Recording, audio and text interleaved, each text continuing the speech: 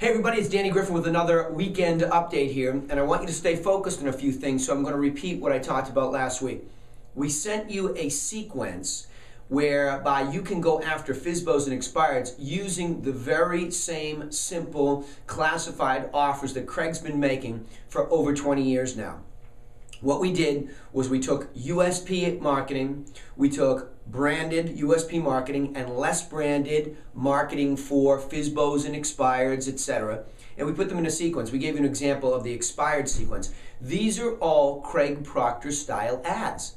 And the problem is, I think all of you are still trying to reinvent the wheel. Don't do that. This copywritten material is already done for you as a member. All you have to do is use it. These are universal offers that are being made to segments of the buyer and seller population. Let me talk about that for a second. It's very important here at the start of the year to get some clarity. Too many of you on your small group mastermind calls, the big calls, I'm hearing you really don't have clarity on what it is that you're going after. So part of business planning is first saying, I want buyers and I want sellers. Let's start with the buyers. What type of buyers do I want? Are they first time? Are they move up? Are they empty nesters moving down? Are they investors? What are they? Then, where are they?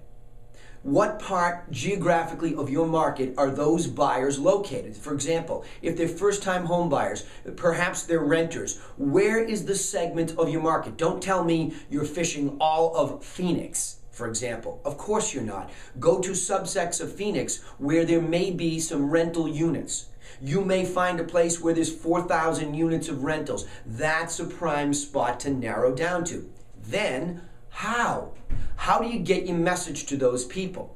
Well, clearly, if they're in a segmented building and you know where they are, why not take some of the classified ads, just like the renters, stop paying your landlord's mortgage, right? Send that, take the classified ad, blow it up to a flyer, so very inexpensively you can get that message directly under the eyeballs of the first-time home buyer you're looking for.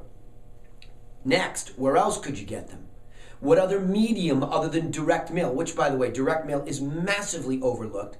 It has been one of Craig Proctor's, by far and away, greatest methods for getting leads for many years, especially on the sell side, which I'll talk about in a second. But make sure you're being specific about the buyers that you want to go to. Then, one thing you want to double check always, don't just say, well, I'm just going to do luxury this year because it's a bigger ticket item and I'm going to run over there.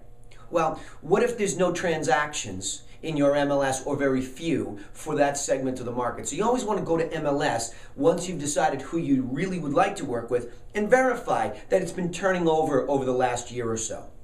Let's go over to the sell side for a second.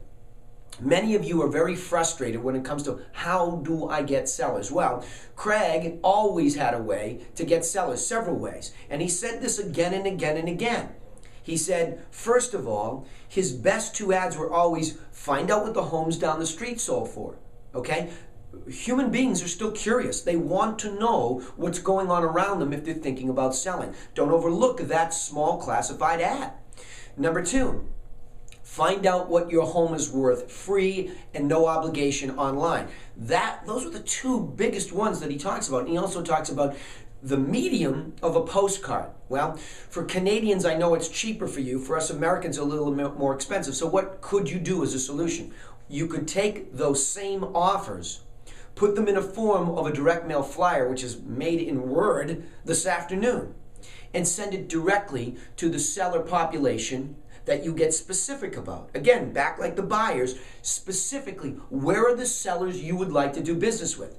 Is there turnover in that area? And how do you get your message to them? So don't be thinking that we should always be running to the internet. Think of the other things that Craig did where you could get that little universal offer directly to the types of sellers that you want. Again, FSBOs and expireds in a small geographic area might not be a bad idea to test.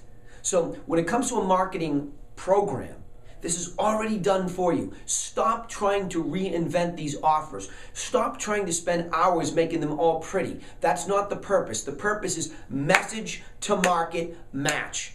Okay? Determine where the market is and what little niche. Narrow it down. Narrow it down. Send them the right message.